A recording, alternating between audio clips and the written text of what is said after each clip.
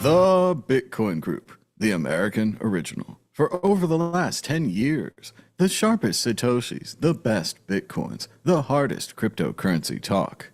We'd like to welcome our panelists, Mike Jarmusch, Muzzman from Thunder Funder. What's up, guys? Thanks for having me, Thomas. Ben Ark from LN Bits. Evening all. Josh Shigala from the Standard.io. Sup, gents? And I'm Thomas Hunt from the World Crypto Network. Moving on to issue one. Issue one. Senate passes cryptocurrency and stablecoin rules bill, according to the New York Times, which you can only read in reader mode. The Senate has passed the bill, and now it's on its way back to the House, where they hope it will pass and the president will sign it. The bill, known as the Genius Act, was supported by bipartisanship as 18 Democrats or so passed over and supported the bill. The bill mainly supports stable coins and a regulatory framework for stable coins. Mike Jarmusch, what do you think about the new Stablecoin Act, which is all that we've ever wanted and everything we've dreamed of? Yes, USDC, Satoshi's Real Vision. That's what that is. We're seeing it play out live, real time. It's kind of interesting when you look at who's against something, because it kind of gives you a good idea about it. And the fact that like Elizabeth Warren is vehemently against it makes you wonder. But, it hasn't passed yet, but they expect that it will. And, what are they saying about this becoming the the real way that the dollar is going to regain its status? I mean, that's pretty much what it comes down to, is that this is the loophole in the way that they're going to push it in there. And I don't know. I've never been really much of a stablecoin person. I don't even know if I've really ever had too many stable coins. If I have, it was maybe less than $1,000 for about 10 minutes. But I guess it's exciting for the industry. I guess it's exciting for everything Bitcoin, but it's just ironic that it's genius, right? Because the real Genius Act would have Bitcoin in it for sure. Well, and that's the thing I always feel about this too. I saw Tether come out, I saw these other stables come out, and I say, oh, great. You can sell Bitcoin from your portfolio, hold it in something that matches up to the dollar. Why would I want that? That's not what I got in this for. That's not what Satoshi's about. But remember that the market has spoken, and Tether made like billions and billions of dollars. So it doesn't matter what I think. People clearly want stable coins. Apparently they want them regulated. There's a chance that this goes through. Of course, the House version is different than the Senate version. They are going to debate on that. I thought it was neat to see the split in the Dems. I'm with the minor group, but then again, I'm so uncertain about stablecoins. I don't think that was the revolution we asked for. I think, like Muzz is saying, this is a way for the USD and the old system to hang on, like being tethered to the USD is such a good thing. I think they'll look back and they'll say, what? I was holding a stablecoin. Bitcoin goes up this much, and you have me in stable Bitcoin? Ben Ark, what do you think about the bill passing the Senate? Perhaps a real law, a full payoff for the Bitcoiners or the stable coiners, whoever they are. Yeah, we got a little bit of time to go, haven't we? Because it's just they just got the bill past the Senate, and then they actually have to go through the process of trying to make it into a law. And then in that process, it may change. But as I understand it, it had bipartisan approval, and there were some Democrats who crossed the floor to support it. So what's interesting is I think we've transcended that period where we were worried that Bitcoin would be regulated out of existence, and the regulators would come down harshly on it. I think we're kind of beyond that. It was a few years ago now when I can't remember what his name was, but the guy said that Bitcoin was too big to regulate, and I think it's true, and they understand that, and they've got to embrace it, and it's a huge industry. And look at Trump; it was the biggest donor of his whole campaign was the Bitcoin industry. But it's interesting how it transcends parties, which I think is important, because you have a lot of people on the right, and you have Trump and his lot who are pushing Bitcoin and the quote unquote crypto industry in the US, and then you have Farage on our side of the pond who's also pushing for lighter regulation or just clearer regulation when it comes to cryptocurrencies. So it's nice to see the Democrats getting involved as well. And then what we don't want is for, if it switches from Republican to Democrat, that we lose all that traction which we had when it comes to fair regulations. Now, I understand that this bill is mostly regarding stable coins, but and I think that makes perfect sense for the US. Like, why, when there's all this talk about CBDCs and building your own CBDC and a sort of digitally native currency, which everyone's going to use, the reality is like a large portion of the world already use Tether and find it very useful. And lots of unbanked folks use Tether. The sorts of people who traditionally the US would have wanted to get printed dollars in their hands, they use Tether. And every time we try and go into some of these unbanked regions and get them to use Bitcoin, the price instability is too much for them, so they end up just using Tether. So all in all, a good thing. See whether it goes through. There was part of me, the conspiratorial part of me, where I was like, the timing was interesting because obviously any fairer crypto regulation for is probably a good thing for Donald Trump regarding like the Trump coin and the meme coin, and it was almost like crazy Iran war, bombs, let's get this bill through, come on. So there was part of me which thought the timing was kind of interesting because politicians, they do that when there's something distracting people, they'll try and push something else through. So I wondered whether that might be connected, but yeah, it's it's good for the industry having clear regulations, and actually good for people who, I work in Bitcoin payments and we need stability for unbanked folks, so we need some more R&D in that area. If you look at the real losers of this thing, and you can see it reflected in Visa and MasterCard stock, basically since the Circle IPO, I mean, they've both just cratered. Visa and MasterCard stock have just absolutely nosedived. And, if you sell things online or if you accept credit cards for whatever that is, right? Whether it's your, your local cafe, your pub, or online, they're basically the mafia. They're taking what, 3.5%, sometimes a little bit more, maybe a little bit less. But whatever you're using for your credit card processing, I mean, it's an ultimate scam. And using stable coins puts that at what, like effectively zero. I think Stripe is maybe charging 1%. Right, instead of the 3.5%. So the retailers who are actually going to be accepting it, whatever they're doing with it, I mean, they're kind of the winners here. And the legacy sort of payment, the plastic card issuers, they're kind of the real losers. So Bitcoin gets to mess with finance and take over commerce, just not the way we thought it was. It's through stable coins, it through other things, not Bitcoin directly. Go ahead, Ben. Well, there was, because you obviously have all this treasury stuff which is happening at the moment, and the strategy type companies, and then like things like Firefish with the loans, collateralized loans when it comes to Bitcoin. And there was part of me which was thinking that perhaps if you wanted to accept fiat, or take fiat, sorry, but then accept Bitcoin, so then you get Bitcoin, you could have a marketplace of collateralized loans where you effectively get a micro loan, which would mean that actually instead of charging 1%, you could reward 1% to the merchant for accepting the fiat payment, because you're then going to use that to fund a collateralized Bitcoin loan, and do like a tiny little strategy. But yeah, so who knows in this crazy new world of Bitcoin and fiat existing in the same echo chamber. And yet, still, for an advertisement for PorkFest, I saw they were taking Yum Yum coin and Flubos, some kind of random things, and it still goes on. This altcoin, that coin, they corner the market, get a couple of merchants, and say they're number one. As Ben said, Trump is supporting this coin. He's pressing the House to pass it at the incredible crypto bill with no delays, no add-ons. As Ben said, 18 Democrats did join most Republicans to pass this bill. However, there was pushback because of Trump, because of his Trump coin and his Liberty Financial Exchange. Democrats will likely, when they come back against it, it'll be because of that corruption that they'll call out crypto. Josh Shigala, what do you think about the Senate passing the stablecoin bill and stablecoins generally?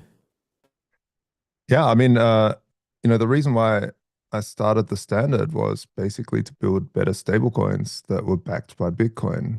And backed by these volatile assets without giving up your private keys. And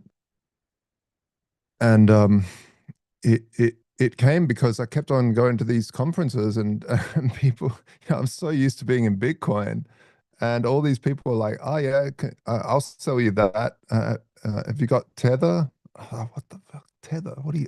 So many times people say Tether. This is just awful. We've gone a full 360 from we live in fractional reserve land to yay, Satoshi invented bearer-based assets that can't be printed out of thin air. Well, can be, but there's a finite amount. And to yay, let's hold these, and trust me, I've got the money in the bank. Here's a certificate, full circle. So I do think that they're super useful. On the positive side, they help people understand public-private key cryptography rather than username password, which is pretty good in a way, right? The bad thing is that these regulations force AML and CTF, rulings onto these companies, and they have these clawbacks written to the smart contract, which makes them non-fungible, basically, which is not good for a currency. And so it'll be really interesting. In a way, though, I applaud the US for doing this because they have a natural head start above anybody else. We tried launching the standard with a Euro stablecoin, totally failed. No one had any appetite for it. The US has a natural head start in the crypto industry because everybody calculates everything. You go to any country, they've got their portfolio app on their phone set to US dollars for Bitcoin. Everything is Bitcoin is worth this much. Oh, what, in pesos? No, in US dollars. And in Australian dollars? No, in US dollars. So it doesn't matter which country, it's always in US. So they've got this natural head start in that network effect, which is really, really important. And if they were to destroy that, it would go to something else. And so I think it's kind of clever to grab onto that as fast as possible and do something good with it. Now, some of this, the details in this genius bill. I love the genius bill. You can tell it's done by politicians. It's like your mum saying, "Wow, he's really good with computers. He's a genius. He's a genius. Oh, wow, they're really good at crypto. What do we call this genius bill?" Like, it's just so cringe. But anyway, I think it's interesting that they have, for instance, reserve requirements on these things, which is really important because if these stable coins become so massive that there's trillions of dollars, they're centralized. Circle's totally centralized. Same with Tether and all of these. They say they have so much in reserve, and we have to trust them. And this is exactly how fractional reserve banking started. So having some, and I don't know the insiders, the inside information on what does that mean, reserve requirements and proof of those reserve requirements, because in the financial industry, you can say we have this much in the bank, but the thing is the bank can be in fractional reserve legally. So what does it mean? How do you prove what assets you have backing all of these tokens that are flying around? And then what happens if there's a massive calamity in the crypto industry? Some smart contract gets hacked or something. Can they just claw all that back? And if that gets scattered, because it gets scattered very quickly, what happens then? Do they just freeze them? Oh, okay, but I bought this thing, doodad, and I've now got this stablecoin. Now it's been frozen. So now that becomes a bad type of money. So sorry to be rambling. There's so many ins and outs on this. So it's it's very, very interesting topic for me. I find it fascinating. But yeah, if you want a true stablecoin, check out the standard.io This because there you get to lock up Bitcoin, wrap Bitcoin anyway. Because they didn't, the op returns weren't good enough on Bitcoin for me to. yeah, this is your field, isn't it? This is your topic of your primary, the thing you've been working on for the past X amount of years. So you're the authority in the It room is, here. yeah. Is Tether But, you know, still with Tether? Is there anything sophisticated going on when it comes to because obviously you built the standard and it's a verifiable smart contract and it's all open source. You can see everything, Yeah. and you know that all the They money's have there. very sophisticated piles of money. It's like Yeah. Smaug in The Hobbit. But no, Just Tether. Yeah. dragon, So very has big dragon. has Josh has Tether like updated in the past few years to be more than just a database? to No, make money? so what Tether did is they started the whole thing really. Exchanges back in 2013, 14 found it very, very hard to have bank accounts because the whole narrative around crypto was Silk Road and headlines, shocking headlines, right? So banks just weren't willing to deal with them. It's one of the reasons we started Voltoro back in the day. So you deal with Bitcoin and physical gold instead. But Tether then came along and said, okay, you can't get bank accounts. Everyone wants to trade against USD. How about you just use a token? And this was after Ethereum had launched, obviously, because it was a token. I'm pretty sure. Or were they first on Counterparty? It was pre Ethereum. I think it was on It was Counterparty. I think wasn't it? the Yeah. beginning of Tether, it was on the Mastercoin protocol, and they had some kind Yeah, of that's problem, right. and then they Yeah, had to yeah, move yeah. it to a different protocol. It was called OmniCoin, I think, for a while. Omni. That's right. Yeah, yeah. That's right. So, and it was basically to help exchanges that couldn't get banked run their exchange. And the thing is that Tether made a massive bet which could have gone so bad, but they made a bet that made them so insanely rich and over collateralized that it's not even funny. They took everybody's USD that was backing their stable coins, and when Bitcoin was at its low, when everyone was saying sell, Bitcoin's, back in the Bitcoin's finished, it's over, down at like 10 grand or something, they went and took all the money and put it all in Bitcoin. Oh, no, maybe not all, but a lot of it. And it started going up. And they also had so much sway in it that they could print money and buy Bitcoin. So who knows if they actually kickstarted that bull run.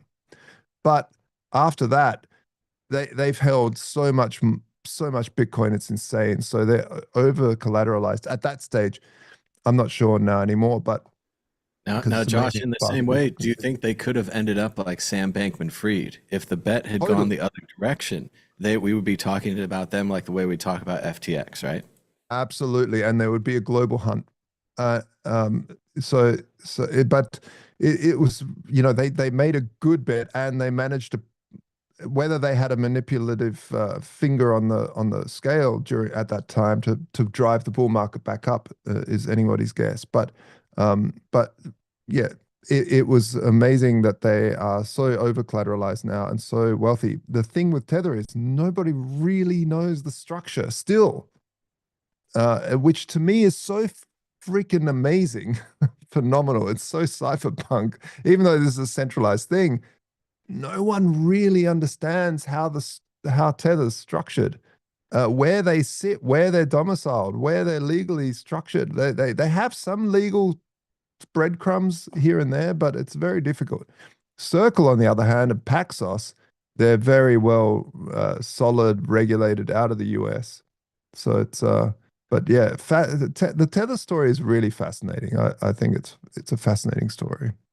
It sounds like a movie to me, Josh. You have the kid comes in the room and he's like, we own this much of the market. If we put this money back in, not only will we corner the market, we'll drive the price up.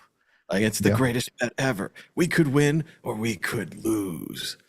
Go ahead, Buzz. What else do you think about Tether? Do you remember the controversy back in the day with that guy? What was his name? Bitfinex.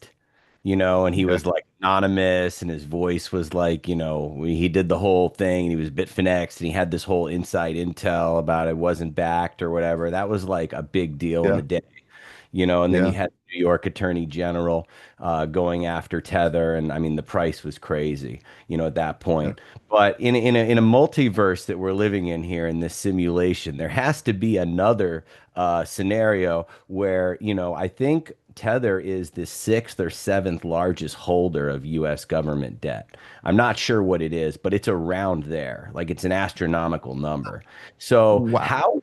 how would this be if they weren't holding and buying and one of the largest buyers now of government debt? Would this whole stablecoin renaissance, we're going to be the leader, yay, yay, hoorah, would that really be going on? Because there's definitely like an agenda there. You know, and honestly, like it's shocking to me that Tether can even be in the US, right? And you look at something like Speed Wallet, you know, you get Tether by default, you know, or, you know, Blockstream Green and Liquid and all these other things like, you know, Samson is pro Tether. You know, someone like Ray Youssef, I'm not an expert, but, you know, they claim that the global South needs stablecoins. Stablecoins are like the saving grace for all these Mm. other people that don't, you know, live in developed countries. So, you know, it's interesting to see how this plays out with, you know, a foreign, I don't know if they're unaudited or not, right? Company like Tether, who's buying the debt that the US has to cozy up to, or something like Circle that's on the forefront of getting, you know, I think on Circle's website, it says the most regulated or the most licensed crypto company, you know, in the world or whatever. And, you know, now you have all this Picture chat. of some bondage sort of mega regulated. Regulate me harder, daddy. Man in chains, yeah.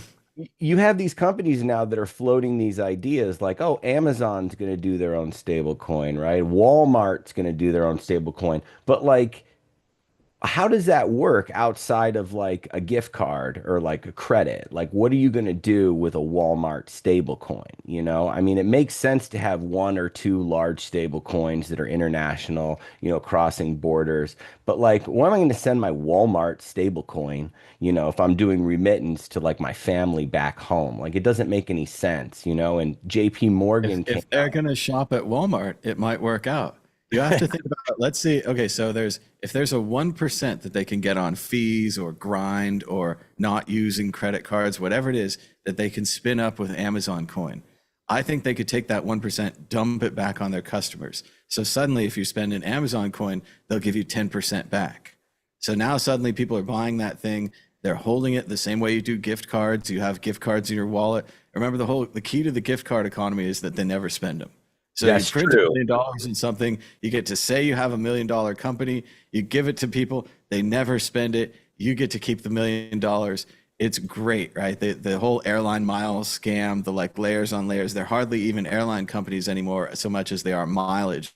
In the same way, if you want to go buy a car, they don't want you to come in with your cash or your Bitcoin, you dirty bastards. They want to finance you. They want to get you strapped to the credit card machine so you can pay off your car every month in the same way. So Well, it's once gonna upon a change. time, as well, you know, because Thomas, what was Roger Ver's company with the gift cards? Um, Gift for a while, and then Purse is where I worked for a while. But Purse, the one yeah. that So it came out was, is I mean, Fold. that Fold was, is on the stock market. but that was, Fold is buying more Bitcoin for their Bitcoin treasury. I used to know those Fold guys. They were like the little kids down the hall. Fold is huge now. but So at that time, I think gift cards are a little bit different now with bit refill. It's not as it was, but at that time, it was kind of a shady, murky world because Amazon would pay employees with gift cards. So when they had work done by some Indian developer or something, they would pay them in gift cards. And then the Indian developer would be like, well, I need to just buy food. So then they would sell the gift cards at a loss in order to buy food. And that's why Purse were able to accumulate so many gift cards. And Roger Ver was able to that was accumulate more one gift story cards. you heard. Another story could have been a casino that paid an Amazon gift credit. Other people say that it was all theft and credit card theft. So you just have to look out. The gift card world, like you say, Ben, is very shady. You put your money into a number, you put the number out there. You don't know if you're the first one getting the number or the second one. I remember on one of But those old exchanges, you this is buy a perhaps why $30 Amazon card, maybe want it was 50. You have no idea. Yeah, this is perhaps why Amazon want their own stable coin, because it probably just makes sense for their gift card economy to have their own It's stable just coin. it's another grift. It's another grift on top of the gift card grift. They're already running the gift card grift. Why not run the stable gift as But well? And Before it gets fundamentally, it before will it gets be buried one. in before it gets Sorry. buried in the chat, Skeptic33 had a really interesting point. So apparently the Genius bill only applies to US backed stable coins. So to your point, Josh, on that monopoly that the USD has on stable coins, that actually the lighter regulations when it comes to stable coins only applies to US stable coins and not those European stable coins. it did seem obvious to me move. when you guys were saying it that Tether versus Circle is just like Binance versus Coinbase, right? That same thing where one group gets the regulation, tries to use it against all their competitors. The other competitor maybe can be a pirate and sail the seven seas, get ahead that way. Go ahead, Josh. Yeah, no, and I feel it will probably be two players that build these stable coins because they're the geniuses, and the it'll be like Visa, MasterCard, Walmart and stuff will license it and rebrand it in their name. Paxos did this with their one. They basically launched Binance's smart stable coins, and then there's some regulator came in and went, it's not good enough, and shut them down, and then they had to claw back all of these coins. It's just, but yeah, I that's how it'll probably work out. The sad thing is we're trusting again in these centralized authorities. In a way, people, like I said, people get used to using public-private key cryptography in a way through some sort of front end, and maybe the front ends get better. But eventually, Walmart could just as easily have a database and maybe some sort of multi-sig database so it can't be hacked as easily or something, and then just keep a database of who's got what. I mean, this is how gift cards work. But yeah, the scams will be also massive because people can, that's the main scam is, stay on the line. Stay on a line while you go and buy your gift card. Sorry for a dodgy Indian accent there, but and I don't mean to be racist, but a lot of these telephone scams are from India or Pakistan. Yeah. Anyway. What about the chargeback protections, right? Everyone wants to bag on it, but it's such a nice feature, right? I have the Amazon credit card. First off, you get 5% back with no annual fee, right? And then anytime that there's an issue, you go to rent a car, you use a credit card, there's protections in place. I mean, literally, American Express is the worst for a merchant. I mean, you can call American Express for just about anything that happens, and you have your money back like the next day. It's almost like no That's why no question. one accepts it. But what are they going to do for chargeback protection for stable coins? When does it ever behoove me to use a stable coin, to pay someone?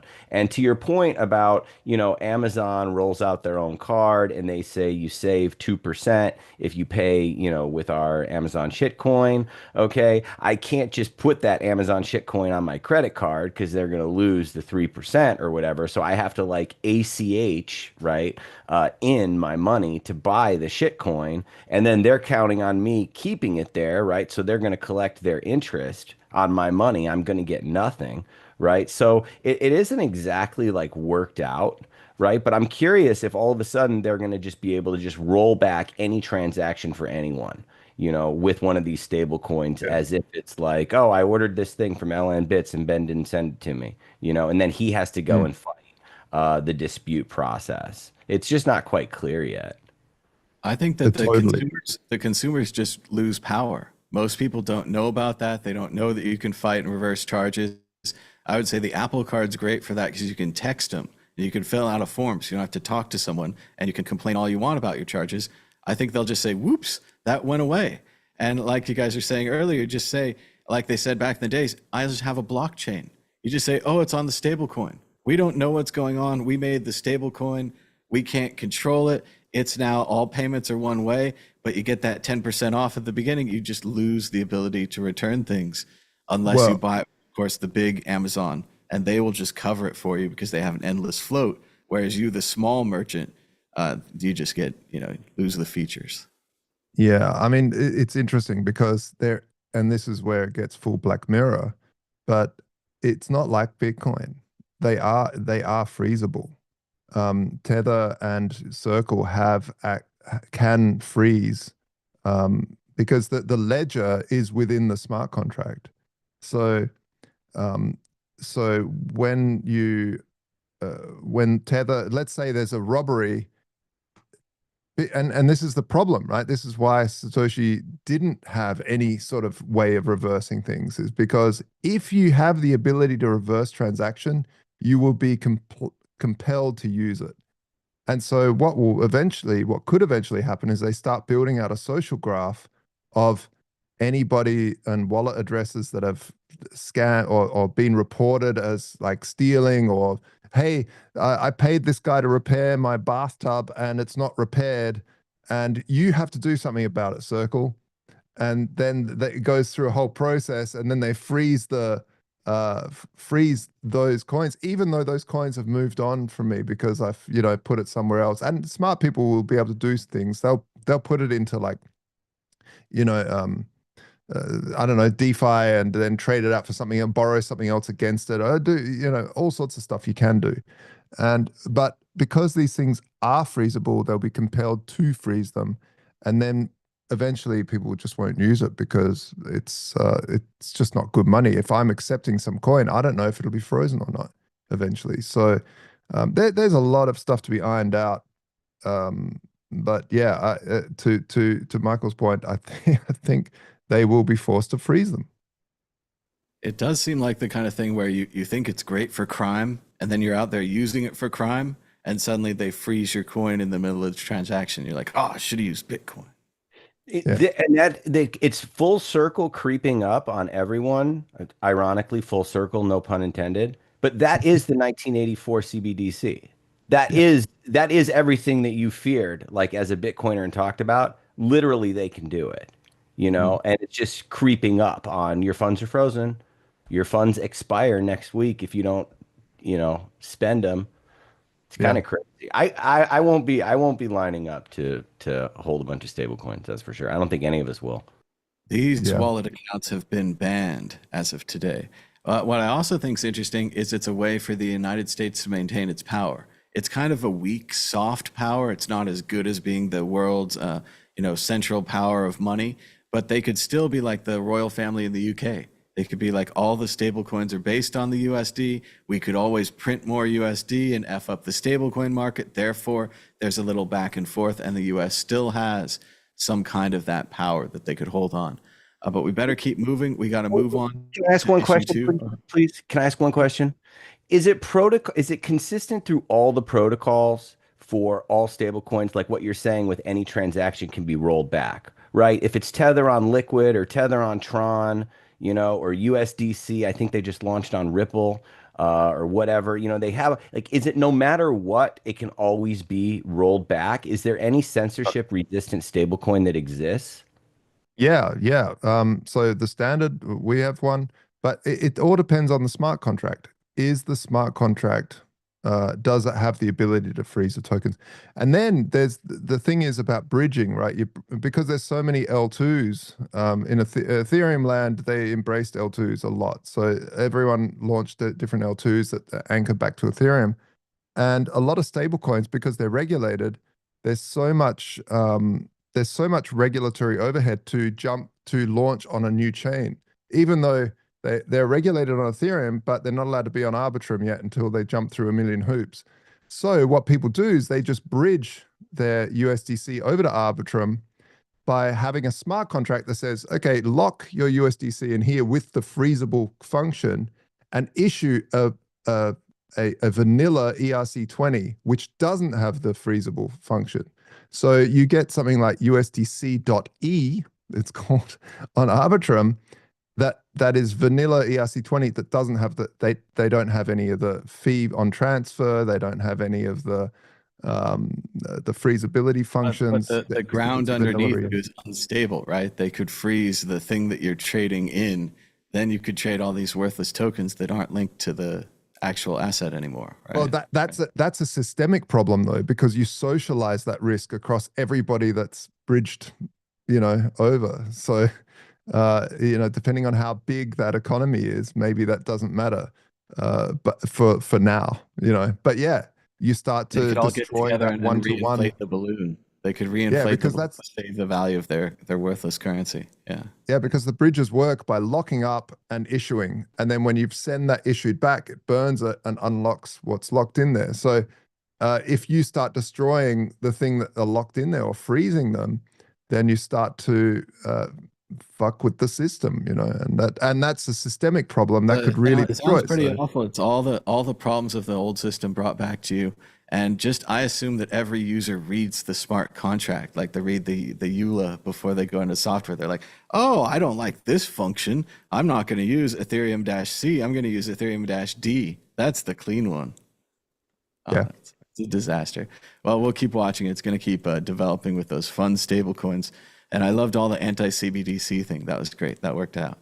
Moving on to issue 2, the price of Bitcoin is down 0.62% in the last 24 hours, with a last of 103,810, a high of 106,580, and a low of 102,490. That's $1 for 963 Satoshis, pretty significantly on the right side of the 1,000 Satoshi barrier.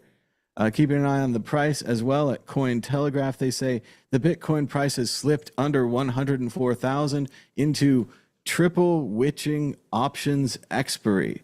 Bitcoin bulls attempt to reclaim the daily moving averages while volatility warnings come before a unique options expiry event for TradFi markets. Ben Ark has disappeared. Let's go to Josh Shigala. There's a lot of buzzwords in there. It sounds like some options are expiring. Some people made some bets and they're running out of time.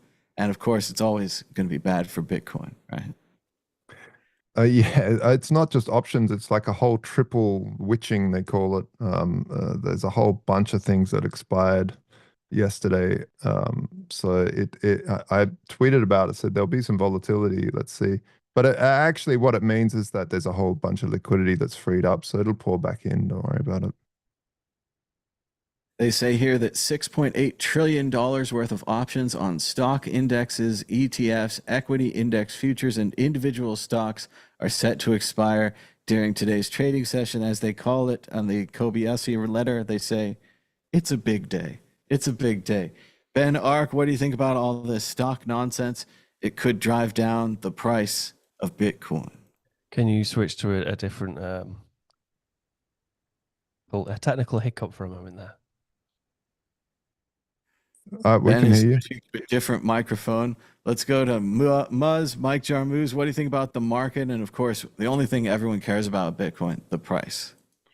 I actually never heard of a triple witching before. I saw a few people posting about it yesterday, and then it was cool to see that it was on your agenda. So did a little bit of a deep dive myself. I do like options. I think it's very fun. I think it's a way to generate income on something that you're holding that you have no plan of selling. And I guess it happens maybe 4 times a year. So it's not like, a blood moon or one of these astrological events that's once every, 318 years or so. I guess it happens 4 times a year, but I think that this was a record in terms of the size, right? So that's not just Bitcoin. It has really nothing to Bitcoin is probably really a small part of this triple witching to my understanding. I mean, it's index futures and everything else.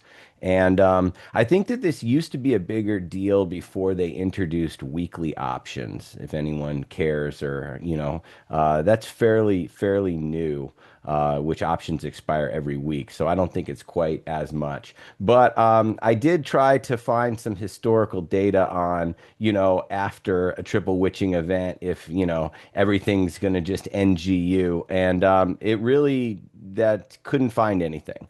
So, like historically, the days leading into the event, you know, indexes lose, you know, up to 1%, maybe 0.8% or 0.5% a day or two before. There can be a little bit of volatility a couple of days after these triple witching events because traders want to reopen those positions or get back into whatever. And remember, a lot of it's hedging. You know, a lot of it is just, you know, portfolio insurance, just in case, you know, there's a nuke fired or who knows what's going to happen. So, you know, I don't know. I mean, it looks like the price is up a little bit since market closed today. But I mean, if that's volatility, I mean, we're just completely desensitized at this point. It's like, oh man, the price fell all the way down to 102.5. Holy shit. You know, I mean, that's like a joke at this point. It's funny. It isn't is funny, and it's funny, like you say, Muzz. We have these things that are planned every year. These options must expire, but this year we hear about it because this year it's going to affect Bitcoin. And it reminds me, if you look at a larger scale, you're like, why is there all this traffic in the morning? Well, everyone goes to work at 9 o'clock. That doesn't make any sense at all. Why is there all this traffic in the evening? Everyone gets off at 5 o'clock. That makes no sense, but we just keep doing it. So yeah, I guess we're going to have more triple witchings every year. But this is a very large triple witching.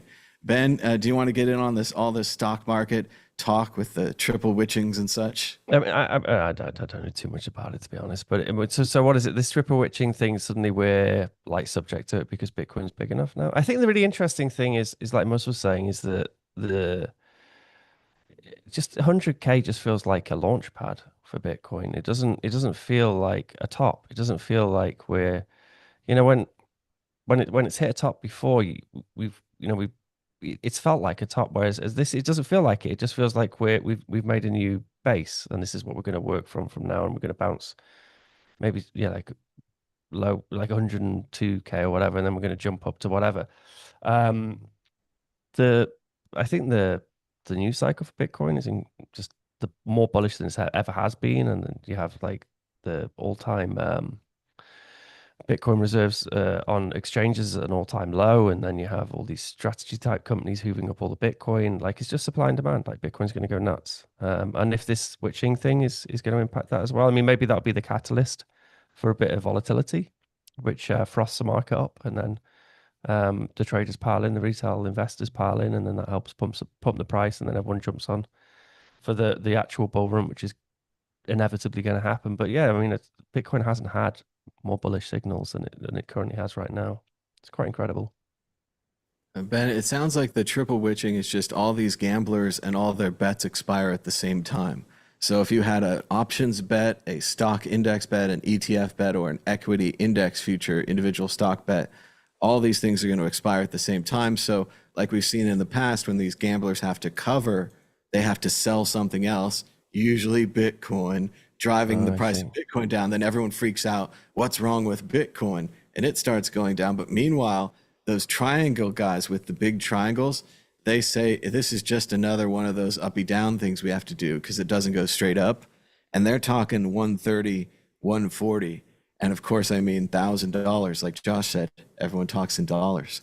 So I think about that, Ben. Up and down. Up and down. It's going to go up. It's going to go down. One day we'll win. Fortunately, we've already won because we have the source of all truth and knowledge right here, ready to tell you if the price is going up or down. But first, we're going to ask the panel, Mike Jarmusch, will the price of Bitcoin be higher or lower this time next week? Higher. Josh Segala, higher or lower? Higher. Ben, Higher, baby. Everyone's optimistic. You've got to break through. Is it all optimism, Ben? It's just, you can't not be bullish. Like, higher. I mean, are we higher than we were last week? We had some like funny news, like but the higher. They said in the chat that we were slightly higher and that the ball is always right. I believe them about the second part. Now, will the price of Bitcoin be higher this time next week? Shaking the ball can cause bubbles. It says, very hard to read.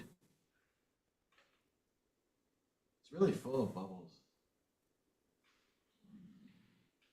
It's amazing. So much of the market relies upon this moment right now. So much. Come on. Everyone's got Thomas. the fingers. Everyone's got the fingers on. I don't think it's readable. Poloniex. I think this is It's because of the triple witching. Yeah, it's You the triple, it's the quadruple. And it's summer solstice this weekend too, so it's a proper witchy The ball weekend. is bearish. My sources say no. My Ooh. sources say no, and I think also some of the ball has evaporated here in Vegas. I don't know, it's getting harder to read, but you know, it is the source of all truth and knowledge. So my sources say no. The entire panel bullish. Everyone except the ball. You can check out all of the past predictions of the ball at worldcryptonetwork.com. We've got shorts, and more shorts at worldcryptonetwork.com and YouTube. Moving on to issue 3. Issue 3, hackers reportedly wipe out $90 million from the largest Iranian cryptocurrency exchange. The hackers, allegedly with links to Israel, drained more than $90 million from NoBitX, Iran's largest cryptocurrency exchange, stealing Bitcoin, Ethereum, and even Dogecoin from the exchange. Ben Ark, what do you think about hackers taking the war digital to the Iranian exchange? I mean, there's either Iran is now just is kind of fair game. So these hackers are like, well, if we're going to target someone, let's target, you know, then they can target an Iranian exchange, and it's just kind of fair game. Like, they can probably just get away with it.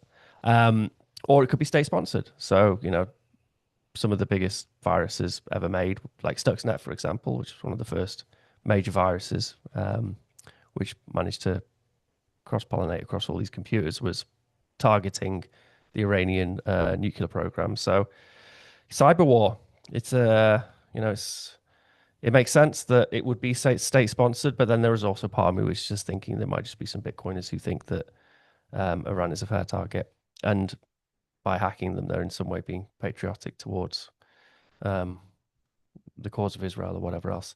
So yeah, it's I'm always amazed when you have these little exchanges which have so much liquidity inside of them as well, you know, like 90 million. That's a lot of money. Incredible. 90 million that could have been invested in LN bits, but instead sat in Exactly. like accounts doing nothing.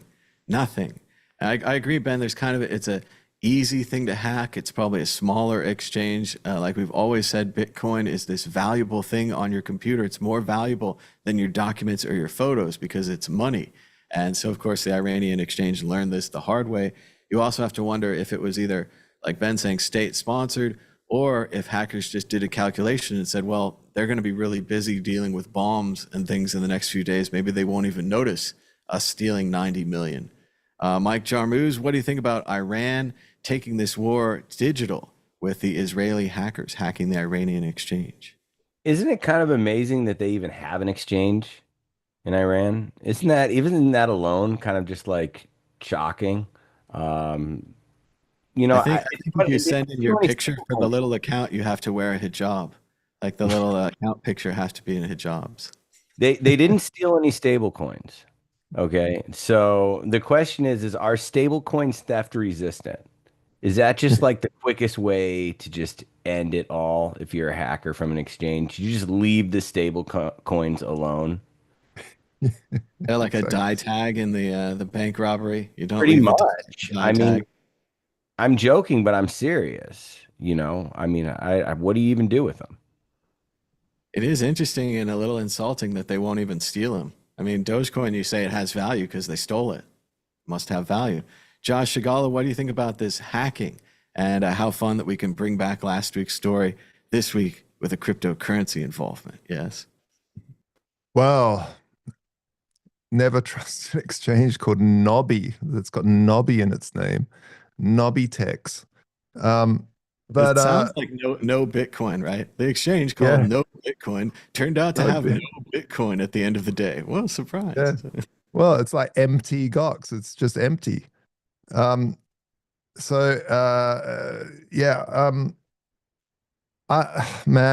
there's so much to this.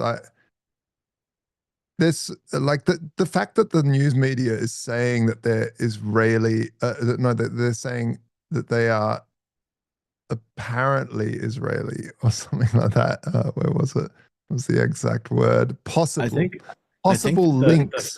The funds were sent to an account, and the account has previously put negative messages about the Iranian National Guard on the blockchain. So either, like Ben's saying, it's Robinhood, They took the money, they gave it to presumably anti-Iranian forces, or like Ben's saying, it's a state-sponsored thing. They took the money, gave it to themselves. They stole it. Who knows what people are. Fog their of war. motivations are, certainly. Yeah. The thing is that I fear is that like the Iranian people are very different from the Iranian government and infrastructure. So yeah, it's I'm always like during these times when everyone's so on guard and we're really like talking about hardcore weaponry. It's important to cool the rhetoric a little bit if we want peace and just figure out how to get it sorted out. But I don't know. This whole thing is strange. Actually, Iran. The thing is about Bitcoin. It was always like in 2 weeks. That was like the thing for Bitcoin. Oh, Litecoin's going to be on Mt. Gox in 2 weeks. It was like that was the meme in 2 weeks. In 2 weeks, TM. And it's been the same for Iran with the nukes. It's 2 weeks away. So they were the original 2 weeks. I'm not saying that they don't. Maybe they've been enriching. Who knows?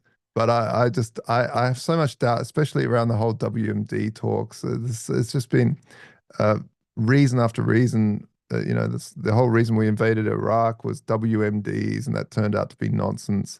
So I'm just, I guess, a little bit like there's more to play here. I'm just suspect of everything nowadays. I just think, Josh, as well, we need to stress the difference between Iraq and Iran. It's not just one letter off. Iran is a huge country. They have a massive industrial base. They're much more industrialized, much more westernized in a lot of ways. I saw a video of a mall in Iran, and it was incredible, and it was wealthy, and it was rich, and it's a rich country. It's a big deal. And like Muzz was saying, it's a mixture, though. It's where sometimes, they'll be very religious and kind of, backwards perhaps, and other times they'll be very forward-looking and very Western and futuristic and all these things. It's not good to go to war with them. It's not good for the U.S. to get involved directly. Certainly, Israel's had a variety of small wars with Egypt and other countries in the region. You want it to stay small. You don't want to see it transition into this U.S. being overtly in it. But we're right on it. We're right on the edge there. So it's interesting to see these kind of hacks and things. US has failed miserably in the Middle East, so it's like it really isn't within their interest. I mean, the US hasn't won a war since the Second World War, really. It's failed in every major conflict it's ever had. Yeah. So, and then particularly in the Middle East, and like you don't want to go to war with the Arab world, which is effectively what will happen if you start bombing the Iranians. Like you can get away with supporting bombing some Palestinians, but when it comes to bombing Iran, then you're gonna end up with a World War III right there. But on Israel, Iraq was unpopular. Iraq was the in the Arab world is a pariah. It was okay to go after them, but to take on Iran is to direct links to Saudi Arabia, UAE, other incredibly powerful. And if you look at Israel, I mean, there's a Naomi Klein. I think I mentioned it maybe on the show last week, but she had a really interesting point about she said that Israel was effectively a citadel. And it is really, when you look at it on a map, it's just surrounded by the Arab world, and it's just a tiny population of these guys in Israel, who, to the point on going back to the hacking story, Israel does have some very technically competent people, and I could imagine that the sort of nationalistic someone in Israel, they would think that maybe hacking this thing was an act of patriotism in some way, and they can also make some money from it as well. So could be a win-win. But yeah, Israel's got some very talented technical people, but it's a very technically advanced country, and it is something of a citadel because it just exists in this sea of Arab world, this little pocket. Which is why it's so important strategically, and why it has the backing, the support from the US and UK and Europe as well, because they want that foothold in the Arab world. But yeah, don't bomb the Iranians, please. It's also clear with Iraq, it was a lot easier in the first Persian Gulf War to say they crossed the line, they went into Kuwait, they moved troops, they took over a country. With this, and then in the next Persian Gulf War, they presumably had an assassination attempt on George Bush. But with this, the Iranians have moved into the atoms. they've developed too many atoms. They've broken too much of the rules. It's a lot like a thinner line to say it's time to invade. It's funny though, isn't it? Because you've always got North Korea who openly say we hate America, we're going to kill all the Americans, and we have nuclear weapons, but then they're just kind of left alone. It's like, all right, North Korea, you have no oil, so shut up, There's a whatever. great meme that's going around, Ben. They're like, we're attacking Iran because they can't get nukes. And they're like, well, what about Russia? Like, you crazy? We can't attack them. They have nukes. It really Yeah. it changes when you're in the club. And that's also what we saw in the Ukraine situation, where Ukraine gave up their nukes with a security promise. And we see how that's gone. If you have nukes, it seems the ultimate security promise. Go ahead, Josh. I cut you off. No, no. Well, I think the fear is that it's like going to war with a cult that has no fear of death and almost like want it. And they're like, yeah, but we get, 12 virgins. So each guys, each, so, so it's, that's the fear. But hey, Pakistan has nukes apparently. So I've never understood that either. They've got nukes. Why isn't the world so up in arms about that? They have the same beliefs that you have 12 virgins at the end, and they're pretty close with India. I think you're underselling it quite a lot, Josh. I think they get 72 virgins, Oh, which do they? might, Oh, depending on your beliefs, might be a much better deal. But it is funny, like you say, Pakistan, once they have nukes, they're in the club. We can't touch them. If they don't have them, though, there's still this back and forth and maybe a lot more destruction. As horrible as it might say, maybe every country should just get a nuke and then nobody could fight because we all have nukes. It's way better than having McDonald's, which previously they thought would lead to no fighting. But it turns out they just pull the McDonald's out and then have the fight. So it doesn't work. Look, the videos of every Friday for their Friday prayers in Iran chanting death to America is insane. I don't know how long that's been going on. I actually met somebody who grew up there. They said that every morning in school, that was like something that they said, kind of like we did this Pledge of Allegiance. So I don't know why I didn't really pay much attention, didn't see things like that. But the videos are insane. They're not chanting death to UK. They're not chanting, it's insane. And it's crazy. It's crazy. It's not nice. Okay. It's definitely Are not there nice. any other countries that do that? I mean, Well, it's certainly not the first time. Historically, in Rome, there was one senator who really didn't like Carthage, and he would end every one of his speeches with "Carthago delenda est," Carthage must be destroyed. And it wasn't very popular at first, but eventually the movement caught on, and eventually they attacked Carthage, burned the city down, filled in the port, salted the earth, everything they could do to make Carthage not exist. So yeah, it is scary, Muzz, when people are chanting for the end of your country and so forth. And especially, there's many different views on the United States, but some views are positive, that it is a positive force in democratizing the world, and other things. It's a complex issue. But yes, to take such No, but I agree. It's scary as and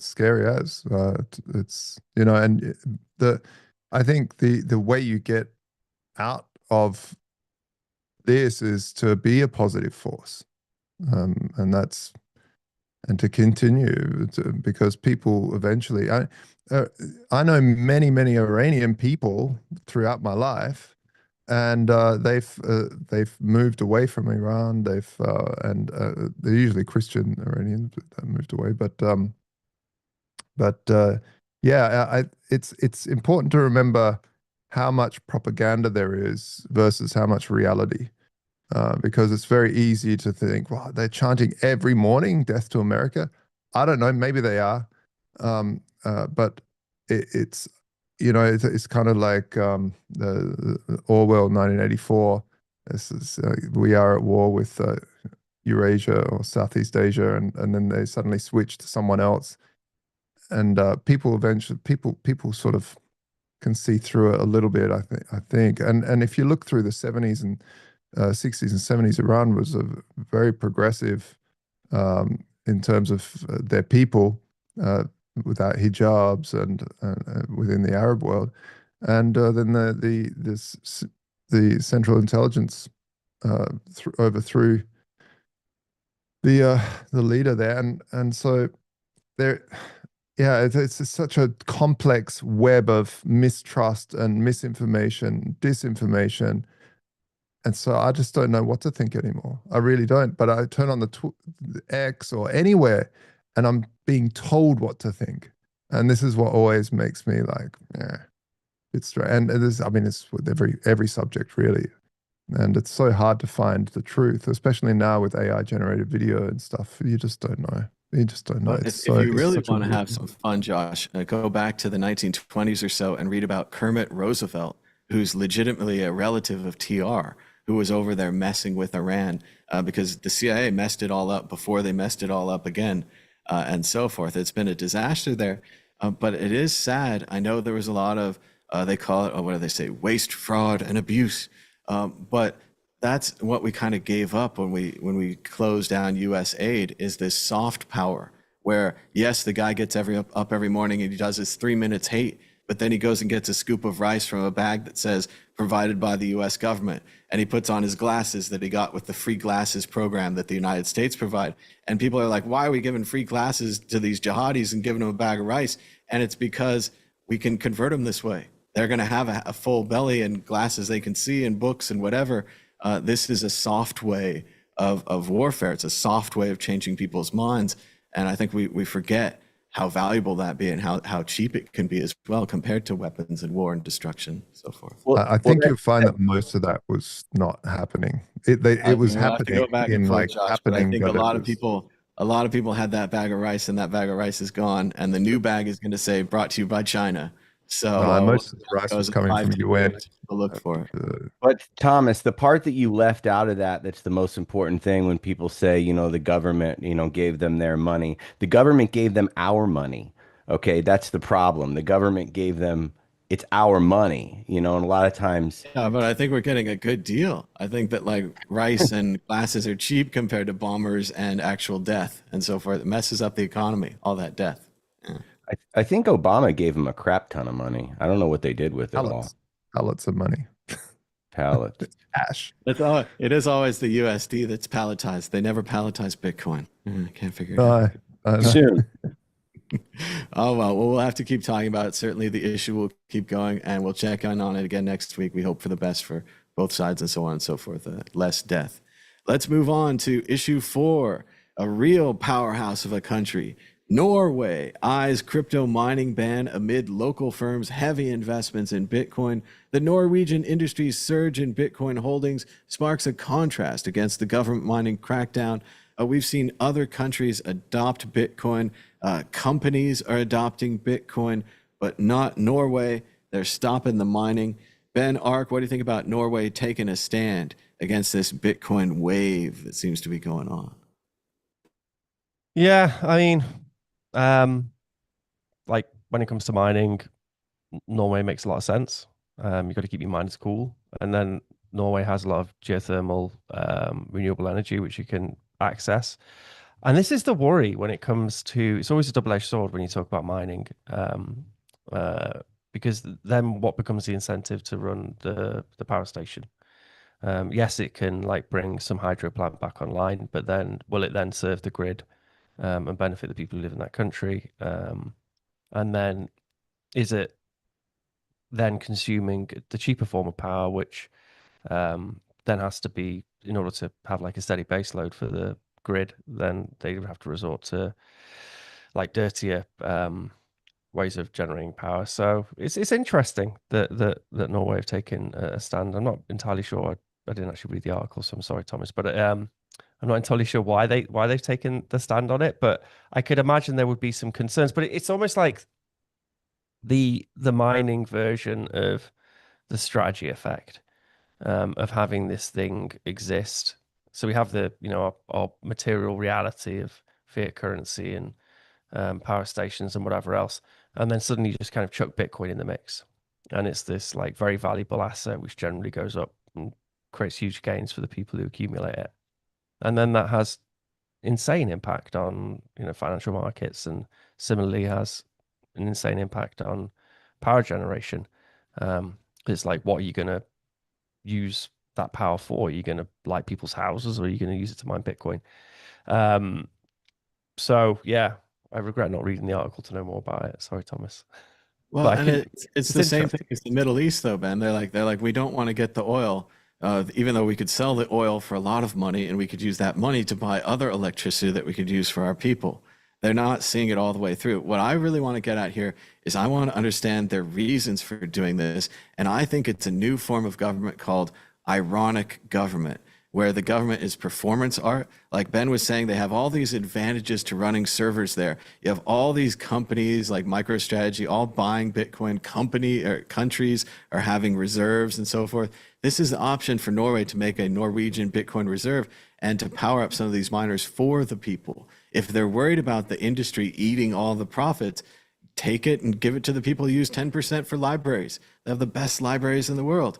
But instead, they're doing this performance art government where they ignore the obvious way to use their serving mines to enrich their people.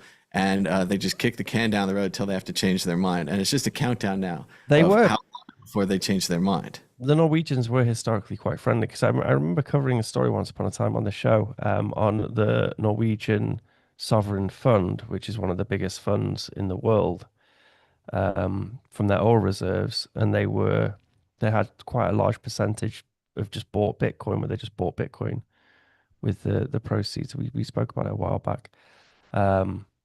I'll have to look it up. Maybe yeah, they've always been pretty Bitcoin friendly. Government humor. I just saw the South Park. I think that the Norway was the troll country, and they had all that going on. So it's performance art, Ben. They have so much Bitcoin, they don't even want to mine it. They're just mocking us. They're mocking us. That's why it makes no sense, because it's a joke to them. Mike Jarmusch, what do you think about Norway and their brave stand against Bitcoin mining and money making in general? Well, first off, someone needs to make them watch Dirty Coin. Okay. I think that if they just play Dirty Coin for Norway, maybe they will change their mind and realize all the benefits. You remember when China banned Bitcoin mining? Maybe the first time, the second time. Maybe it's banned right now. I don't know. So many times. It's always banned. And it used to matter, right? It used to affect the price, and everyone was talking about 51% of tax and this, that, and the other thing. And then all of a sudden it mattered less. It mattered less. It's such a good movie, Dirty Coin. It mattered less, and it mattered less, and it mattered less every time that China banned mining. And, you know, this will do absolutely nothing except hurt the Norwegian people. It's so perfect for their climate. I mean, it couldn't be a more exciting thing to get into for a country. And, you know, this is Bitcoin's anti-fragile. So that's it. Bitcoin does not care about Norway. I don't care about Norway. I went there once. It was terrible. I've been all over Europe. I hope to never go back to Norway. I did not have a good time. Okay. I actually paid $2 to use a urinal. I swiped my credit card, paid $2 to pee. All right, in Norway, everything was a scam. An Uber ride that was 3 miles was $70, and a hamburger at McDonald's was $24. Okay, so I never want to go back to Norway again. And you know what? They don't deserve Bitcoin. They'll get it at the price that they deserve. But it's just really stupid. It'll go down as another government blunder, right? I mean, how much did Germany lose from their last big hoo-ha sell that they've done? I mean, pretty much most every government blunders Bitcoin all the way, right? Except El Salvador, you know, who's buying. And now you have some new buyers emerging. But, you know, and a few things, right? Like I think there was news that less than a $600 transaction in maybe Thailand or somewhere around there just happened this week. You know, you have a few little positive news, but when it comes to mining, energy, FUD, and nonsense, I mean, they pretty much always mess it up. So I think this is just another case of that, and we'll see how long it lasts. Go to the GoFundMe page to bring Dirty Coin to Norway to play in Parliament, and we'll sponsor the popcorn, and we'll see what they say after it. I agree, Muzz. It is so obvious and so tragic because it's not just like Germany where they had the funds and they could have held them, or other countries trying to hold the funds that are seized in criminal actions, which doesn't seem right to me at all. They could actually create new coins here Or they could just tax an industry where they create new coins. They could put a bunch of rules on mining. They could have all kinds of things. You know, you have to build a park, whatever it is. They could put the rules on. They'd be in a strong position. Instead, they're giving it to their neighbors, to Sweden and Finland, presumably. They could just keep people warm. How about that? You know? All the heaters in the country are blockchain Bitcoin miners tomorrow. Josh Shigala, what do you think about Norway? I've said this quite often, specifically that Bitcoin is extremely green because it always looks for the cheap energy. The only place that's cheap energy, the only places that are cheap energy that are dirty are more socialist leaning countries because, and Norway, it's majority oil. It's rich because of its oil, and the oil is primarily owned by the state. And the problem with that is if you look at anywhere that's banned Bitcoin, it's because people go, oh, wow, oil's cheap here. We could use it for a little bit. And then the state goes, oh, you're using all our oil. And actually getting rare numbers for it. And so you'll see that everywhere. And where it's not socialist, they'll look for renewable versions with private sector. Yes, Norway has a lot of renewables, specifically with hydro. But my feeling on this is that they're actually sucking on the teat of the very cheap oil that Norwegians get over there. And this is why they have heated roads, because they have a lot of oil. And that's not even a joke. So it's typical, and this is an important factor, is that wherever people go, Bitcoin's so dirty. Well, it's only dirty in the countries where they steal from everybody to subsidize an industry that they control, which is usually in more socialized countries or communist leaning countries. They will subsidize they will nationalize the energy grid and then sell it for cheap, and then get pissed off when people start using that cheap energy for private gain. It does seem obvious, though, Josh, if you have lots of oil to diversify. I heard the Saudis are going huge into renewables, things like this. Why miss the next market? Why stay with only one thing? And going into Bitcoin, as well as renewables, as well as other energy generation possibilities, it just seems obvious. But yeah, it's the largest sovereign fund, and it's 1.7 trillion they have in their coffers. So they're not short of a penny. No.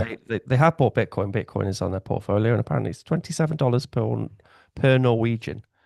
Worth of Bitcoin, which is held by the Norwegian sovereign fund.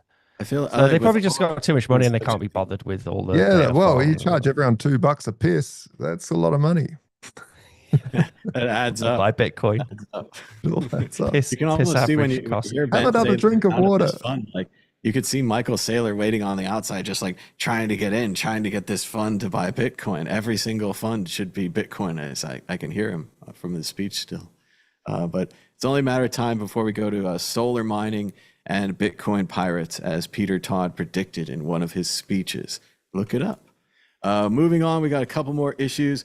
Over at The Block, a guy named James Hunt, I like the name, says Bitcoin's on-chain activity is a ghost town, but whales grow more dominant beneath the surface. Only large activity on Bitcoin now. And finally, Bank of America ranks Bitcoin with the printing press, steam engine, light bulb, and internet as once in a millennium technology. You can see it right here next to iPhone, social media, electric vehicles, CRISPR, and AI. Bitcoin. So let's go to Muzz. What do you think about Bitcoin's on-chain activity not being anything good? It's a ghost town, and Bank of America celebrating the wonderful invention that is Bitcoin. Well, first off, is are low fees a bad thing? That's really the question. I actually just consolidated UTXOs last night. It cost me a whopping $3 at 1 sat per byte, and I was way overdue on that. But, is this a bad thing? Does that mean that Lightning's working? Does it mean that the ETFs have eaten up a lot of it? Does it mean that, Coinbase to Coinbase, Robinhood to Robinhood, Cash App to Cash App, these sort of things, it's not even hitting the chain? Um, I don't necessarily think it's a bad thing that fees are low and Bitcoin is cheap to use. I'd rather be here than, the scaling wars and the spam and everything else that happened. So I don't necessarily think it's a bad thing. I think that it's great that Bank of America says that, but why doesn't Bank of America put their money where their mouth is and actually buy some Bitcoin or allow it to be the pristine collateral that it is, right? Can I get a mortgage with it? Will Bank of America lend on it? Will they do anything with it? So it's real nice, it's a real nice feat to put it on their little chart there. But they have every bit of the US government and, regulatory ability to do anything in the world more than put it on a chart and say, oh, this is cute, and then put three things after it. What was it? Electric vehicles, CRISPR, and then, quantum computing. So, I think it's nice, but it would be real nice if they actually did something with it that was more than that. But I really don't know. I saw some of those Glassnode stats about the large holders that are selling, and I just I don't think any of this is bad. If anything, I think Bitcoin is working exactly like it should. We don't have some sort of SegWit 2x nonsense right now and some debate about raising the block size limit. There's too many debates right now as it is that only the smart people like Ben Art can really talk about. But I personally like one sat per VByte till death. And I don't know. I couldn't be happier with it. I think it shows that Bitcoin's working. It is pretty good, but like they say in the article, a lot of the activity has moved to the futures markets. So once again, Satoshi creates this beautiful thing. You can see exactly what's there, who has what Bitcoin, and everybody comes along and builds a thing on top of it. It says, come trade in my casino on top of Bitcoin and all that. And it sounds again like Bitcoin is just the classic Yogi Berra quote, that place is too crowded. Nobody goes there anymore. Josh Shigala, what do you think about Bitcoin? Nobody's using it, but it's still really popular. And Bank of America, or at least some intern who made the PowerPoint, suddenly thinks we're as good as the printing press. Well, Bitcoin for a very long time has embraced the HODL meme, and so the smart money is holding and not moving it. And I think this is part of why stablecoins are becoming more interesting for people, because it's the currency side of it, whereas Bitcoin's not being used as a currency; it's being used as a store of value. And I worked for a long time in the gold industry, and that's what we noticed. People would buy gold and they would hold it. So it was really hard to run an exchange where you're making money from trading fees, because people buy it and then they hold it for like 5 years, 10 years, whatever. And so people generally, they hold Bitcoin. If they're smart, they'll put it away in a seed and they just won't touch it for a while. That's their kids' fund or their retirement fund. And hey, number go up technology, right? So it's working for them. And why I think what we built at the Standard was important was to have the ability to borrow against it without giving up your private keys, by locking it into smart contracts and borrowing against it. And so that's might be happening too, is that people are borrowing against it, the people are holding it. And yeah, I think that's my answer really, is that holding it doesn't mean it's not successful, because we all understand that's the value of Bitcoin, is that it is obviously it's programmable money, it is excellent currency, but it's also very, very excellent at just being a rare number that is a collectible, because it was the very first blockchain. It was the very first cryptocurrency, and so it's collectible in people's eyes, obviously, because the number keeps going up, and they hold it, and it's working. Ben Ark, is this okay with you? No one's using Bitcoin because it's just a collectible now. Yeah, it's real FUD. So it's like people point to the price of a transaction and how quiet the mempool is, and they'll just say, look, no one's using Bitcoin. And it's like, no, it's just working. Like Muzz said, if you look at like 2017 when we had crazy $50 fees or whatever, like Lightning didn't exist. Lightning went live in 2018. So we didn't have Lightning, we didn't have Liquid, we had none of these things which are used quite heavily, like for payments. So you had all those payments on chain. And then as well as that, like often if you wanted to buy shit coins, you would have to go through Bitcoin first. You'd have to buy some Bitcoin first, then you would have to go but get the shit coins with the Bitcoin. So there was all these reasons to use on-chain Bitcoin, which you no longer have. Like people who are paying for stuff with Bitcoin, they're not using on-chain, they're using Lightning.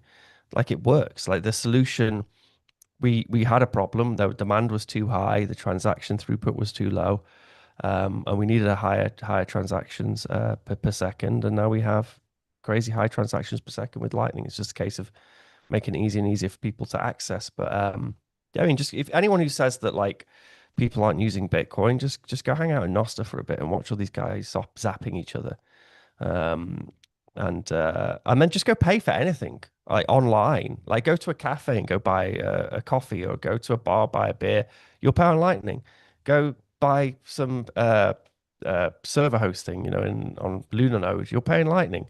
Like it works. The solutions which are being built works, and that's why we have these lovely low on-chain fees. I'm kind of a fan. I know I personally, this is a nice excuse to reduce the block size and push the fees up, because I think people don't tackle scaling until it's a real issue, and on-chain transactions eventually will be quite expensive. So we do probably need to tackle scaling, and people get lured into this false sense of security when on-chain fees are very low, and I'm not sure that's entirely productive. Like for the sort of scaling solutions, like the last leap we had in scaling solutions, like when bolts and people actually finally started making use of Liquid, was when we had some high fees a year and a half ago. So I quite like high fees, but it is a symptom of just Bitcoin working, like the technology stack working, and the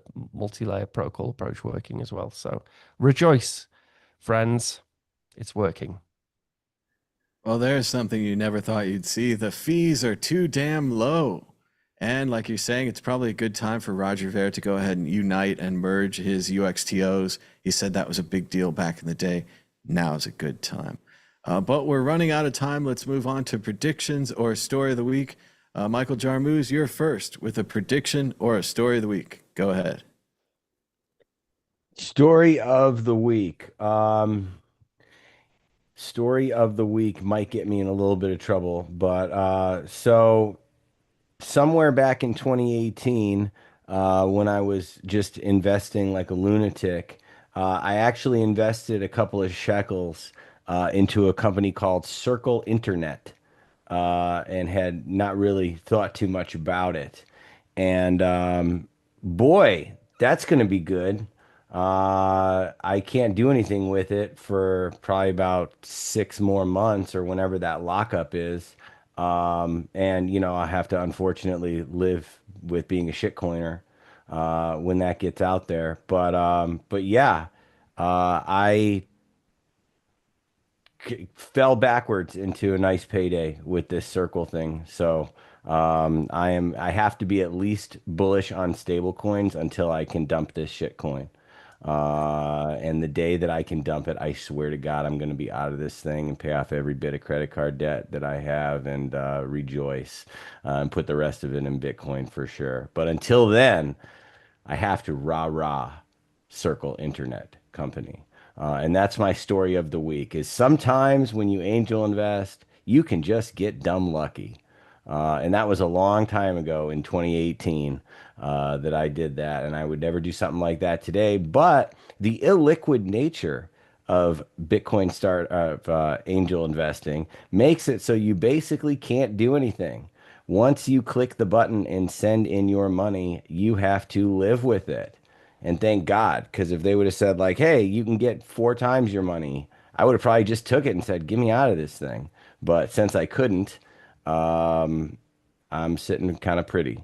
Um, and can I shill my thing now, Thomas? Sure, go ahead. My thing. Oh yeah.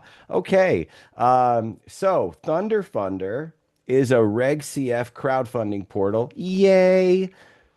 A pleb investment platform where you can invest in Bitcoin and open source companies. It is fairly new. We're just getting started. We don't accept Bitcoin yet, but we will very soon. Oh, there it is.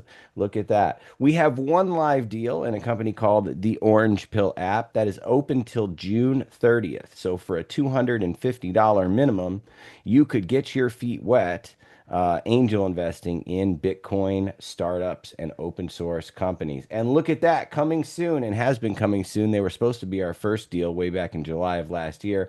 LN Bits, the beloved Ben Ark, the mad genius himself, will be on Thunder Funder very soon. So this is a way that you can, as an accredited or unaccredited investor, you don't have to meet any sort of requirements. You can be located anywhere, not just in the US. I think you have to be 18 years of age. You can turn some of your dirty fiat into Bitcoin and open source companies, equity. So not like Geyser, you're not like donating here, but you actually are an owner and get all of the upside of that whole thing. So this was our latest thing that we just started here. I am no longer the CEO, and I am working on Lightning Ventures, which is the parent company of this Thunder Funder thing. So we have a group. We are the world's largest Bitcoin-focused angel investing network. Wow, that's a mouthful. With over 3,000 people, and we invest in Bitcoin companies only. A little bit of a higher minimum, and you need to be an accredited investor, or you at least need to just click the button saying that you're an accredited investor, because everyone is an accredited investor if you click the right button. That is how that works there. So that's at ltng.ventures if you want to learn a little bit more about that. And that's it for me. That's what I'm working on. If you're going to be in Riga or Helsinki for BTC Hell, you should check out a Satoshi Nakamoto, which I'm putting together.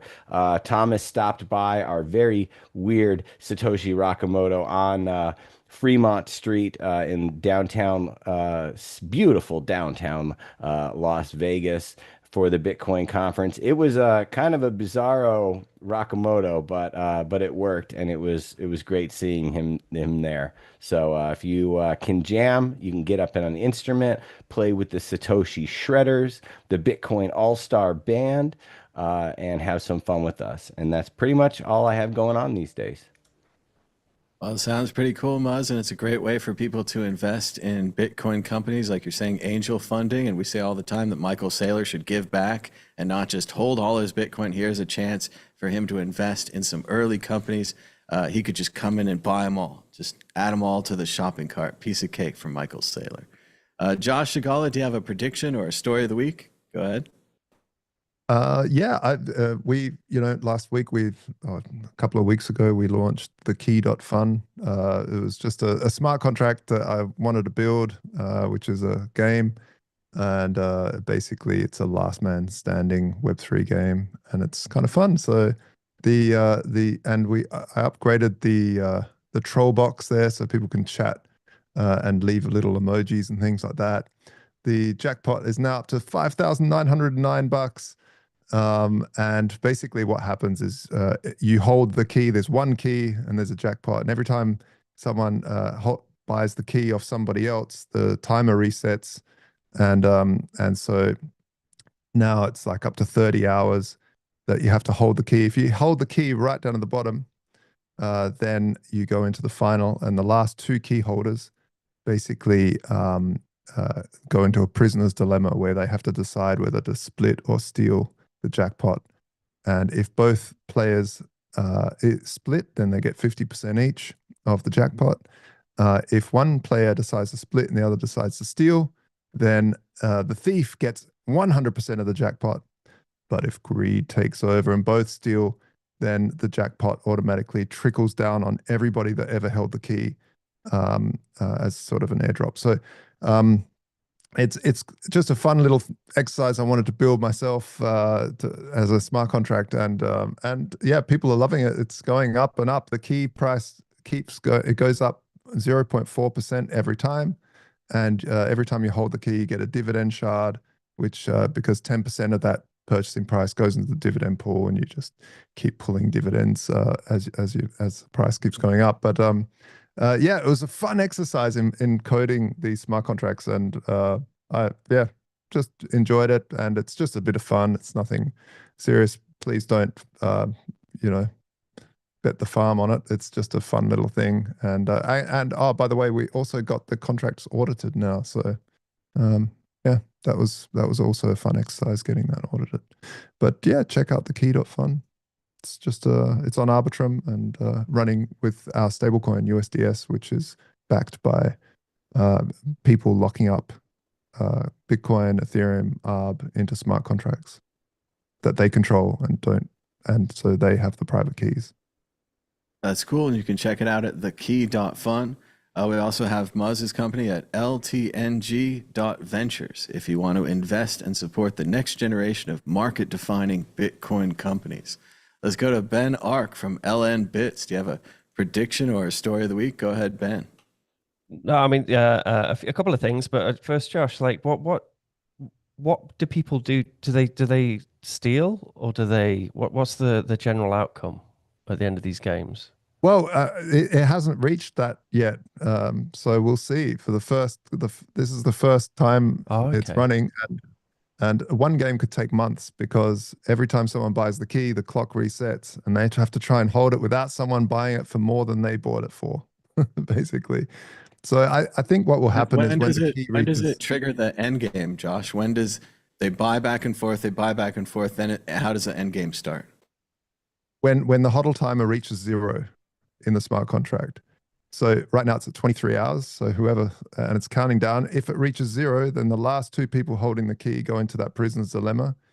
And it was really fun building that because that section of it there, they have to basically get a salt and hash their choice, which is like split or steal, with a random number, and then they send the hash up to the smart contract into the blockchain.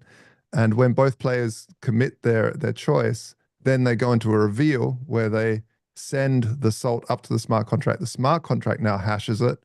If those hashes match, then the smart contract decides what to do with those funds, which is those choices that I made. Yeah, but yeah, you basically you hold the key and it reaches 0. And the thinking was like, but why would people want to hold the key early on when it costs $1? I'll just buy it off you, and then now it costs $1.04. And they keep trading it because every time you get a type of key receipt, which is a share of the dividend pool, and so every time someone buys the key, most of that price of that key goes into the jackpot, so the jackpot gets higher, but 10% goes into the dividend pool. So people are buying the key early and stacking those shards because eventually, hey, the key could reach like, I don't know, 500, 10,000, could reach $1 million. I don't know. Let's see where it goes.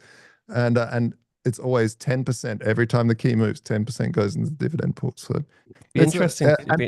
It'd be interesting how people react to the prisoner dilemma, because that was always years ago. That was one of the bugbears of John Nash's game theory, was that the rational actors in the game would tend to trust each other and tend to trust the other person's not going to screw, which was like completely irrational. So they weren't rational players, which was very frustrating for him. And then later on, he hated the game, the whole prisoner dilemma game theory, because the way it was applied to markets and whatever else in later life, because humans tend to trust each other. So it'd be some interesting data just on what the players actually end up doing, Absolutely. It does, like what Josh is saying, a lot of people are buying assuming that there'll be a steal, and then the key would trickle back down. Everyone would get a share of the money, so having the shares would work. If it's a share or a split steal and share, then the crowd gets nothing, right, Josh? That's right. Yeah, exactly. But the crowd gets stuff all the way up too because of that dividend. Every time the key gets bought, 10% of that price gets dumped into the dividend pool. But then, yeah, at the prisoner's dilemma stage, there's also that chance of having that steal, That's the which is, fascinating bit is what they will do when they're in that room together with the keys.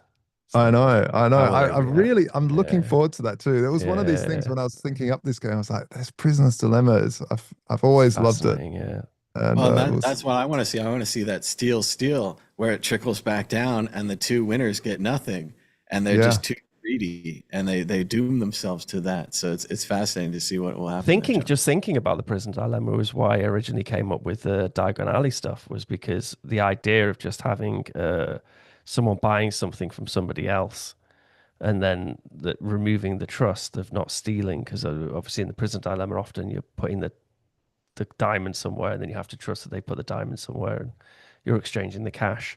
Yeah. So to try and remove the trust from a peer-to-peer transaction, like for an item. It's So such an important. it's really important, yeah, and it's just good to have in your brain, like gnawing away at your brain, the whole prisoner dilemma, just as I don't know. Yeah. So story of the week for me is I was so we have the Bolts funding source, which is really cool, but people don't know how cool it is because it means you can fund your Allen Bits instance with a liquid wallet essentially and have subatomic swaps, which happen when you do a transaction in and out of liquid. So you're accepting Lightning and then you're paying out to Lightning, but the actual balance which you hold is on liquid, which is very useful for some people who don't want to run a node. And I think it will be the go-to on our software as a service. So when you go to allenbits.com and spin up Allen Bits, and the new system now we have, it's not implemented yet, but when you do that, you'll just automatically get this liquid wallet, and then you have a QR code, you scan it with Green Wallet, and then the money coming in and out of your Allen Bits will be coming in and out of your liquid wallet. And then if you want to, you can then add a Lightning node as opposed to having it on liquid, because there is like a small fee attached to it, but it's really interesting.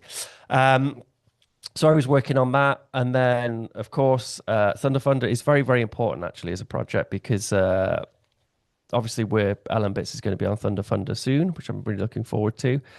But like, I spent a lot of my time over the past year trying to convince VCs that Allen Bits is a great project and has so many users that and the products we've built, like if you have a company in Bitcoin, then this thing has real potential. But then, so I'm trying to convince VCs of this, and some of them have never heard of Allen Bits before, and I'm presenting it as a project. And then in the meantime, I've got thousands of Allen Bits users who are like, we will happily invest in this project and in this company because we know how, because they know it, because they run the software, they use the software, and they know the potential of and just how useful this thing is. And many of the projects which are built on top of Bitcoin, and when people accept payments, they do it on top of Allen Bits. It's like a go-to now, which is great. So Thunder Funder is really like one of the only mechanisms that your community of users actually have to just do a traditional investment in the company, which is developing the software, building the products to then help development, and then feedback, developer time into the project. So having Thunder Funder there is very important, and it's not an easy thing to set up as well. So it's the amount of time and effort which has gone into building Thunder Funder. I know from chatting to Muzz, like they've done a lot of work to get it to this point where normal folks just who are involved in a community and a project they love can actually invest in the company, which is working on that project. So it's a great platform, and I'm really looking forward to Allen Bits going live on it in the next month or so. I am too, Ben. When are you going to send me the last document that we need? We jerked you around for a year, 11 months now. Okay, we need one more document now. I'll get on it, Muzz. I'll get on it. Muzz, is it a special purpose vehicle that then invests as a single investor, or is it thousands of people on your cap table? No, we couldn't do that to somebody and put 1,000 Yeah. names on the cap table. That'd be terrible. Yeah, No, good. it works similar to an SPV. It's a crowd safe, is what it's called. But there's a nominee structure. It's fairly novel from 2012 when they came up with it. So it acts the same. It's one line item on the cap table, Mhm. but you just bundle up all those investors in there. But it's not an entity in the way that you create in SPV. This is all boring stuff. But yeah, I'm excited to play this key game. I don't know what Arbitum is. I'll have to Google it. But It's a layer 2 of Ethereum. I'm excited to play the key game because it sounds like a lot of fun. I'm excited to get my dog outside. Thank you. Thanks, bud. Yeah, yeah. It was fun to build, and we just it's fun to watch. Yeah. And finally, my story of the week. I'm not ready with the story of the week. I want everyone to check out the Majorca Blockchain Days convention. Even though it says blockchain, it's very much a Bitcoin conference. Of course, any conference is what you bring to it. If you're into your coin, you're going to be a permanent ad for your coin wherever you go. No one can stop you. But check out Majorca Blockchain Days at majorcablockchaindays.com. It's a really small convention. It's just us and a couple other people hanging out by the pool, looking at the water, talking about Bitcoin, getting massages, eating sandwiches. That's it. Majorca Blockchain Days. Is that coming up? That's coming up soon, isn't it? Coming up very soon, July 10th or 13th. So it's kind of your last chance. I'm going to probably be hopefully buying my flight ticket soon and getting my Airbnb sorted out and all that, hoping for another Europe trip and hoping to go by Majorca. That was the last time. That was the last time me, you, and Josh were in Meat Space together, wasn't it? Was I think probably at Majorca Blockchain Days. That was Yeah. it. And I looked at the World Crypto Network. We haven't been doing too many videos lately, so I can see there's Ben, Victoria, and Vlad were on last year's live Bitcoin group. And the year before, it was Dan, Josh, and Ben, the full original lineup here on the Bitcoin group live. So I hope to do another live show and see him there. I was talking to Vlad on the Twitters today. Vlad's got a great new book out. Book Bitcoin the First Year. It looked like a graphic novel. He'd drawn a graphic novel. So I really look forward to that. Hope I can get a copy. And also wanted to just say, I don't know, I watched the Phoenician Scheme this week. I went to a theater and everything. It was kind of a mess. I don't know what you guys think. I'm a huge Wes Anderson fan. I went in not even knowing what the film was about and then being kind of disappointed it didn't really come out well on the end. Maybe it's your favorite, though. I like Moonrise Kingdom. But check it out. There's your movie reviews for the week. Phoenician Scheme. A new Wes Anderson movie? It is a brand new Wes Anderson movie. Words that excite me, usually beyond no end. But I kind of rank it at the bottom, really below Bottle Rocket and Darjeeling. I liked Asteroid City too. Like I was Mine on was Rushmore. Rushmore was my Strange favorite. Places. I loved I love Rushmore. Rushmore. Everybody, what's your favorite Wes Anderson? Go ahead, Muzz. Darjeeling was great. How can you put that at the bottom? Even Bottle Rocket was great. There was one that he They're did all not great. long They're ago. all- It was terrible. It was one of the more recent ones, like 2 years ago, maybe. Well, Asteroid City was I liked it. It's a big play inside a play. It has a lot of narrative. Isle of Dogs is kind of unpopular, I think, because it's a stop motion animation. It's kind of less well known as opposed to like Royal Tenenbaums, Rushmore, Life Aquatic, the real core. Josh Segala, Wes Anderson. Tonight. I'm watching that tonight, and I'll let you know. Let me know, Josh. What do you think? Yeah, I liked Life Aquatic and the hotel one, Budapest, Hotel Budapest. Grand Budapest Hotel. Yes. Grand Budapest. Yeah, I like that one too, but it's just so sad at the end. I want to watch it again, but my mind would just tell me how sad it is. So Folks in the chat are thanking you for joining us, Michael, and they said you've been a very good guest. So thank you very much for joining us. yeah, And you've been great. That means a lot. very nice. And check out what Mike's working on there with the Lightning Ventures. It's LNTG.ventures. So check it out. And Thunder Really Funder cool is stuff. really the one you want to have a look at. Is Thunder Funder? Yeah. For the audience Thunder members. Funder. It's great. I'm definitely going to check that out. Yeah.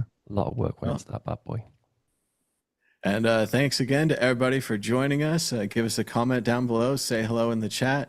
And until next time, Bye Bye bye. Bye bye. Bye.